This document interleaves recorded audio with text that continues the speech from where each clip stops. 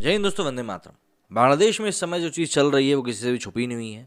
मतलब अब देश विदेश में भी इस बात को लेकर मुद्दों के ऊपर बात की जाने लगी है कि भाई बांग्लादेश में आखिर ये एकदम से अचानक क्या हो रहा है। जहाँ कई लोग इस बारे में ये बोल रहे हैं कि भाई जो चीज़ भारत में हो रही है वही चीज़ अब बांग्लादेश में हो रही है, तो कहीं ना कहीं काफ़ी हद तक गलत बात है।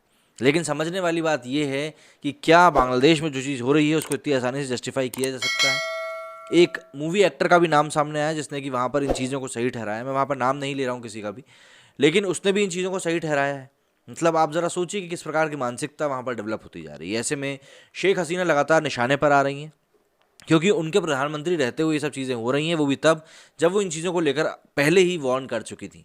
उनकी वार्निंग के बाद भी इन चीज़ों का होना बताता है कि किस प्रकार से लोगों के मन में से भय जो है वो निकल चुका है, और कहीं ना कहीं पुलिस प्रशासन भी इन चीज़ों को रोकने में कहीं ना कहीं नाकाम रहा है। बांग्लादेश मूल की लेखिका तस्लीमा नसरीन ने वहाँ हिंदू मंदिरों और उनके दफ्तरों को कट्टरपंथी इस्लामिस्ट द्वारा निशाना बनाए जाने और उस पर बांग्लादेश सरकार की चुप्पी पर शेख हसीना वाजेद पर निशाना साधा है।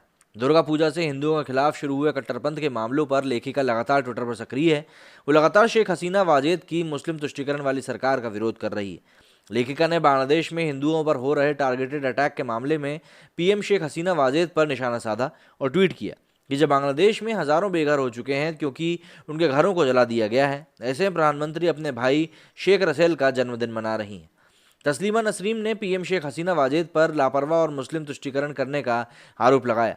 उन्होंने अपने अगले ट्वीट में लिखा कि बांग्लादेश में 2 गांव पीरगंज और रंगपुर को जिहादियों ने जला दिया और हसीना इसमें बांसुरी बजाती रही। तस्लीमा नसरीन ने बांग्लादेश में बढ़ती जिहादी ताकतों और हिंदुओं को लगातार निशाना बनाए जाने के बाद उसे जिहादिस्तान का नाम दिया। उन्होंने ट्वीट किया कि बांग्लादेश का नया नाम जिहादिस्तान है। पूरे देश में जिहादियों द्वारा हिंदू पूजा पंडालों, मूर्तियों, मंदिरों, घरों, दुकानों में तोड़फोड़ करी गई। मीडिया को पीएम हसीना द्वारा हिंदू उत्पीड़न के बारे में चुप रहने के लिए कहा गया। वे जिहादियों की माँ और जिहादिस्तान की रानी रह चुकी हैं। जाहिर सी बात है, ये बातें बहुत बड़ी बड़ी थी जो कि ये कह रही थी। इससे पहले रविवार को तस्लीमा नसरीन ने कहा था कि पैगंबर मोहम्मद के फॉलोअर उन्हीं के नक्शे कदम पर चल रहे हैं। लेखिका ने ट्वीट किया कि पैगंबर मोहम्मद ने काबा में पैगन समुदाय की 360 मूर्तियों को खंडित किया था।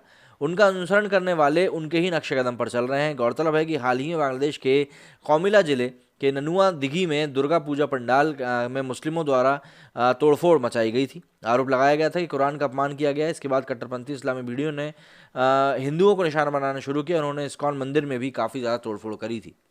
और ये मामला जैसे ही वर्ल्ड मीडिया के सामने आया, इसको लेकर एक अजीब सी चुप्पी साध ली गई है। मतलब जो लोग फिलिस्तीन और इजराइल के हमलों के बीच में इतना कुछ बोल रहे थे, जो ब्लैक लाइव्स मैटर के ऊपर इतना चिल्ला रहे थे, उन सभी ने चुप्पी साध ली है। और सब ऐसा लग रहा है कि किसी को कुछ भी समझ में नहीं आ रहा है, या फिर कोई कुछ देखना ही नहीं चाह रहा है। मतलब प्रत्यक्ष या फिर अप्रत्यक्ष तौर पर इसके बारे में कोई कुछ भी नहीं बोल रहा है। आपका क्या कहना है इस मामले में, मुझे कमेंट करके जरूर बताइएगा। मेरे स्टूडियो फिलहाल इतना ही। जय हिंद, जय भारत।